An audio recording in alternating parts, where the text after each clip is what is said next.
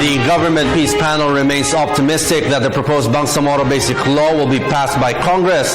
The optimism was aired by panel member Senator Bacani despite misinformation about the proposed law. Fernandez filed this report. The GPHP's panel sees the spread of wrong information about the proposed Bangsamoro Basic Law or BBL as the reason why the results of the recent Pulse Asia survey revealed 44% of Filipinos are not supporting the passing of the bill. In an interview, Bacani said that the survey is a challenge for them to correct misinformation about BBL. He also cleared some provisions in the bill which are usually misinterpreted. He first negated the alleged 75 billion pesos government allocation to Bangsamoro.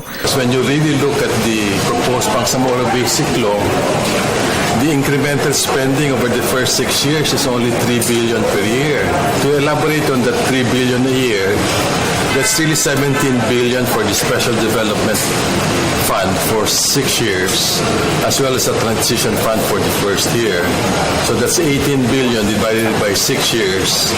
It's an average of 3 billion per year. He also said that there's no truth that the region will be having its own police and soldiers, which will be separate from the PNP and AFP. There won't be a separate police force for the Bangsamoro.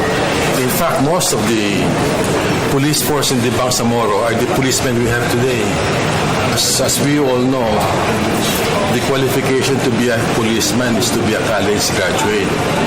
And because of the conflict, unfortunately, many people in the Bangsamoro Islamic Armed Forces have been able to have a college degree. Same with armed forces. There is only one armed forces in the Philippines. Moreover, he denied as well the speculation that the BBL is a conduit in preparation for the region's secession from the Philippines. It's very clear in the proposed BBL. This is really part and parcel of the Philippines. It remains under the territorial integrity and sovereignty of the Republic. Meanwhile, in connection with the suggestion of Speaker Sonny Belmonte regarding the government having a plan B in case BBL won't succeed, Bacani said that they are not considering this because they're optimistic that the BBL will be passed into law, especially that international community still supports it. He stressed that all successful peace process worldwide have gone through obstacles which the BBL is currently experiencing. We said it before, the road to peace is not smooth. There will always be twists and turns.